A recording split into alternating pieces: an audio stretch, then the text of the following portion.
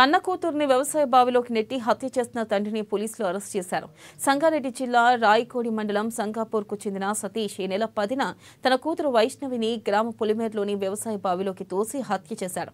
16న బావిలో వైష్ణవి మృతదేహం లభ్యం కావడంతో పోలీసులు అనుమానాస్పద మృతిగా కేసు నమోదు చేసి దర్యాప్తు చేపట్టారు. వైష్ణవి నానమ్మ ఫిర్యాదుతో తండ్రి సతీష్ను తమదైన శైలిలో విచారించగా కూతురును హత్య చేసినట్లుగా అంగీకరించాడు. కులాంతర వివాహం చేసుకున్న భార్య తనను వదిలేసి వెళ్లిపోయిందనే కోపంతో నెల రోజుల క్రితం వైష్ణవి చెల్లిని 10 రోజుల క్రితం వైష్ణవిని తండ్రి సతీష్ హత్య చేసినట్లుగా పోలీసులు గుర్తించారు.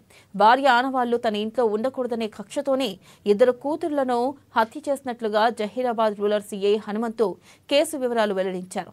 నిందితుడిపై కేసు నమోదు చేసి రిమాండ్కు తరలించారు. నా భార్య వల్ల నాకు ఇంత డ్యామేజ్ అయిపోయింది. ఆమెకు సంబంధించిన గుర్తులు ఏవి కూడా ఊర్లో కానీ మా ఇంట్లో కానీ నా దగ్గర కానీ ఉండొద్దు.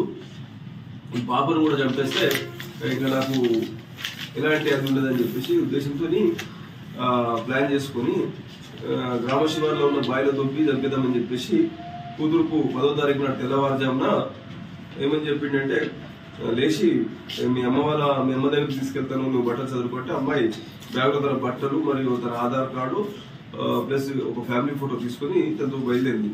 మధ్యలోకి వచ్చిన తర్వాత నర్సరీ ఉంది గ్రామంలో, ఈ చీకట్లో ఇక్కడ ఎందుకు పోతున్నాం అని చెప్పేసి నేను రాను, చీకటి ఉందని అంటే ఏం కాదని చెప్పేసి చేపట్టి గుంజుకొని పోయింది.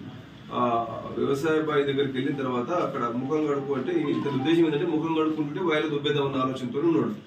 అయితే ఆ అమ్మాయి చల్లగా ఉండి నేను నడుకోండి డాడీ అని చెప్పింది. చెప్తే ఆ అమ్మాయిని చెంప మీద కొట్టి గొంతు విసికి అట్లాగే నీళ్ళలో తోసేసిండు. తోసేసిన తర్వాత బ్యాగ్ తీసుకుని ఆ పక్కనే బాయిగడ్డ పక్కన చెట్లలో పడేసి అక్కడ నుంచి మామూలుగా వెళ్ళిపోయి తల్లి అడిగింది ఇతన్ని, మనవరాలు ఎక్కడ ఉందనంటే అతను ఏం చెప్పాడంటే, ఏమో నాకు కూడా నిన్న నుంచి నీకు ఎప్పుడు కనిపించిందంటే నాకు నిన్న కనిపించింది అని చెప్పింది. నిన్న కనిపిస్తే నాకు కూడా నిన్న కనిపించింది, మరి ఎక్కడ పోయిందో నాకు తెలియదు అని ఇద్దరు కలిసి ఇతను తల్లితో పాటు